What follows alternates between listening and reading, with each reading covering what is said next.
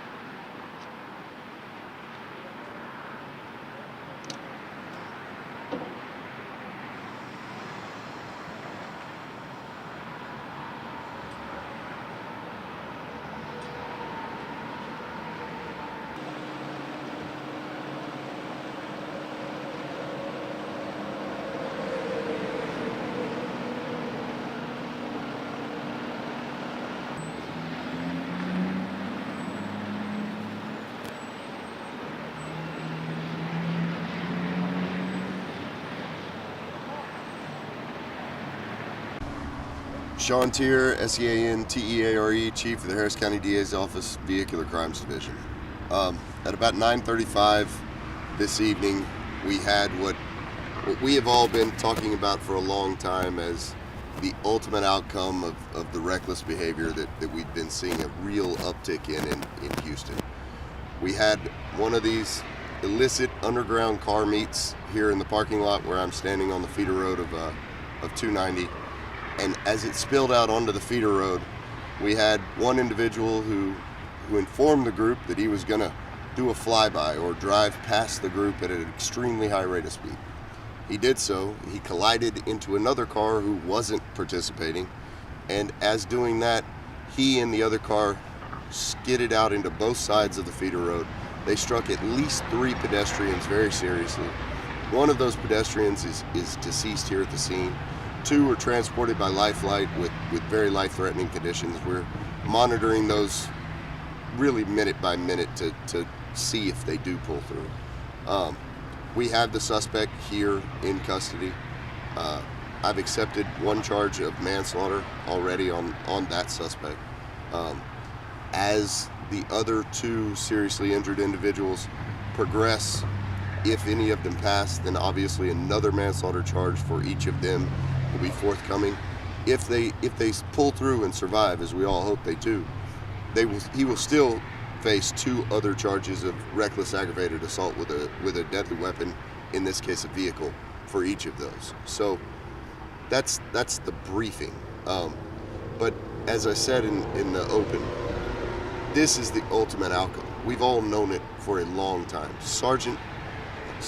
Sheriff Gonzalez was had a lot of foresight in putting together a task force specifically to go after these type of individuals who take over intersections, who go forward and take over our streets and parking lots, and not only put themselves in danger, but put the people who come to watch it in danger. And that's exactly what we saw here tonight. These individuals that are deceased or in grave condition were here voluntarily to watch these type of actions with cars. But it doesn't mean that they needed to die. We've got to stop this. And so because of the sheriff's task force and our close work with it, we're re-upping our efforts after this. We're going forward even more. In the last 3 days, the Sheriff's Department alone has arrested a number of these individuals directly through the task force.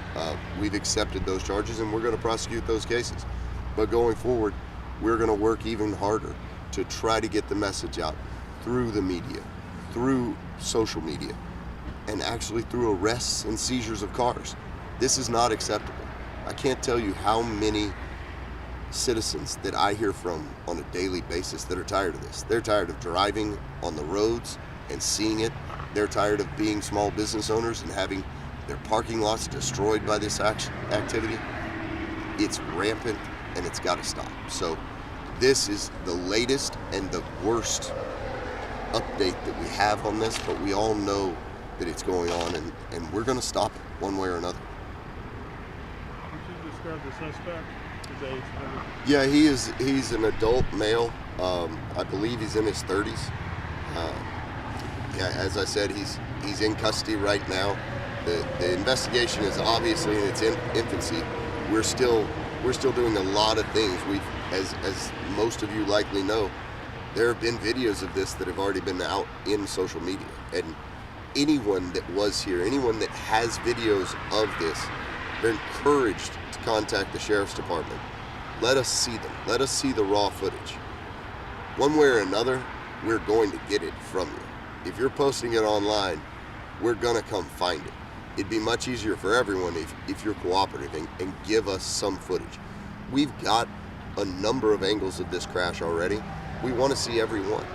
But at the end of the day, we also have to go with the evidence that we have on the ground. We've got to take all the evidence from the cars. I can't even begin to tell you how many pictures we're going to take right now, how many measurements down to the millimeter we're going to take.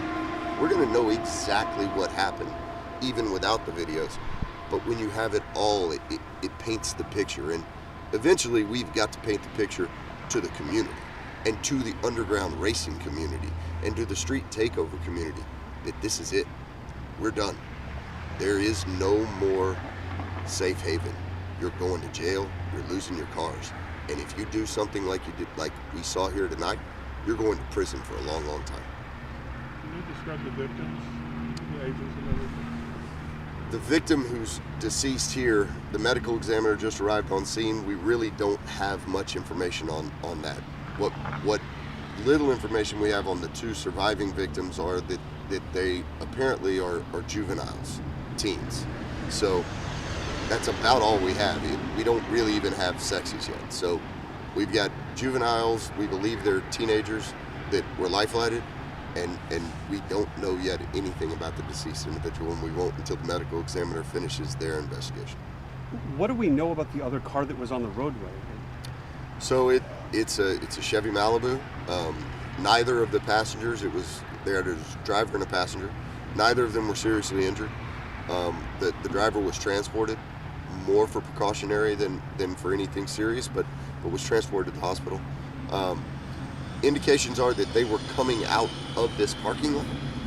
We don't yet know whether or not they were a part of this meetup, or as you can see, this parking lot hosts a number of other businesses as well. So we don't know what their role was in this, but they were not participating in the flyby with this individual going at what we believe is over 100 miles an hour at impact. How would you describe your reaction to seeing the videos? Just, sadly, not surprised. I've seen so many of these, so many near misses, so many that could have been catastrophic like this one, that it's just, it's unacceptable. It makes me angry, but not surprised. Thanks, Sean. All right, guys. Thank y'all. My name is Paige. And Paige, what's your last name? I'm Monivong. How do you spell that? IMMANIVONG. And Paige, Paige? Yes. Okay, so where are we? And kind of talk about what you saw today. So we're at K1 Speed off of 290.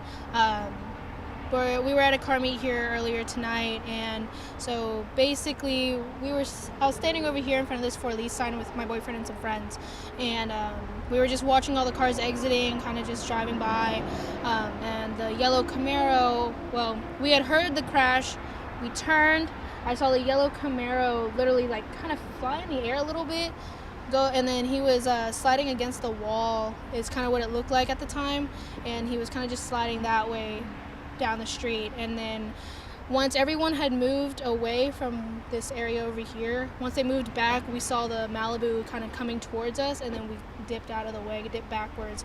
But there was a lot of people, so it was kind of hard to run away, but we tried to go. So essentially where you were standing was where the pedestrians had gotten struck. Yeah, so they were actually just on the other side of the sign for me. So just the other side of the sign, so you mean like 5 feet? Yeah, I would say probably a little bit, around 5 feet, maybe a little bit more than that. So I mean, you're talking that car could have hit you. Yeah, if we were actually, my boyfriend and I were actually standing on the corner of the curb earlier tonight, not directly on the curb and in the street, but in the grass on that corner of the curb. And if we were still standing there, we definitely would have gotten hit by the car. How do you feel about what you saw, what you experienced? Definitely a little shooken up. Never been in this situation before, but I know that, I needed to remain calm. I'm one of the ones who I know there's a few people who called 911. I was one of the ones who called 911. I was actually standing over the deceased whenever I was on the phone with them. I was telling them what was going on. And then once they asked me what was going on with the Malibu, if there was anyone in the Malibu, I walked over, and that's when I saw the other two on the ground next to the Camaro. Does this change your perspective on the stuff that we see on the streets? Definitely. It was definitely a life lesson to, everyone knows that they should slow down, not going that fast as he was going, but definitely to be a lot more aware of your surroundings. And, there's only so much we could do in that moment in time, but it was definitely a life lesson to be more aware of your surroundings, slow down, drive safe, and be aware. I said that again. Well, Paige, I really appreciate your time. Thanks. I got it. Just look at me. My name is Thomas Lawson. How do you spell it? ThomasLawson, like the law, and your son. Thank you, sir. So you were just telling me happy birthday. Yes, sir. And kind of set the stage for us. Where are we? And just walk us through what you experienced. We are here off of 290 up in the Jersey Village area near Weston Jones over here at K1 Speedway, the go-kart racing indoor. Me and my friends were over here to check out the vicinity and promote some vision wraps, and I saw flashing lights and I heard a bunch of commotion, and I saw these tire marks over here, so we were driving in here slowly and I saw everyone running. I saw a body on the ground, so I hurry up and do what I do best. I'm a CNA phlebotomist. I've been in medical for over 10 years, and I went in there, I went to investigate the scene, I looked at it, and I spoke with the cops. I said, hey, I work in the healthcare field, is there anything I can do? He said, yes, I need you to hold on to his hand, I need you to speak to him. Keep speaking to him so he stays here and check his breathing. So I did that, and I said, we're in a pandemic, let me go ahead and grab my gloves. So I went and grabbed my gloves out of my glove compartment. I went back in there, I went back to work. I was talking to him, I was checking the pulse, and the EMT told me to lock his jaw and hold his head back and keep his mouth open and just keep speaking to him. And the entire time I just stayed there on the ground praying to God, talking to them, letting them know I'm here. I introduced myself, and Just trying to keep people stable and calm. Just trying to keep him stable and calm. And as I was holding his neck, his neck was fractured. I felt in my two middle fingers that his neck was fractured in two pieces, if not more, And this is your birthday. This was not exactly what you were expecting, right? No, sir. Not exactly what I planned. I just turned 30 today, My friends like, what do you want to do today? I said, this is what I would hang out with you guys. All my friends are in Phoenix, Arizona. I want to go out here and hang out with you guys, and we come here and this happens, And so were you coming to K1 Speed to go ride go-karts, or were you just going to hang out, or what? Actually, yes, because K1 Speedway does offer a free game on your birthday, a free run on your birthday. Free lap is what they call it, It's a buy one, get one free. And how do you feel about sideshow and street racing stuff? Does this change how do you feel about it, and does this change it? This changes it. This changes it by a lot. Street racing is bad. There should be a designated area where we can do things like this, but the spectating, it's very dangerous, and when these guys are flying up and down the road like this. But street racing is bad, We should come together and, be able to park our cars and just, mingle with other car enthusiasts and not, drive wild and burnouts, because stuff like that ruins it when we're trying to do stuff for the community and do stuff, build businesses, and we can't because people are street racing, burning out, doing ridiculous, immature stuff.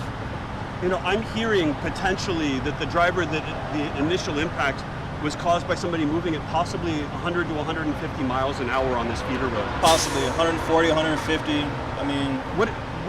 How does that make you feel, knowing that somebody potentially from one of the clubs that you might know might have been doing something like that on feeder roads that have a speed limit of 45 miles an hour at best?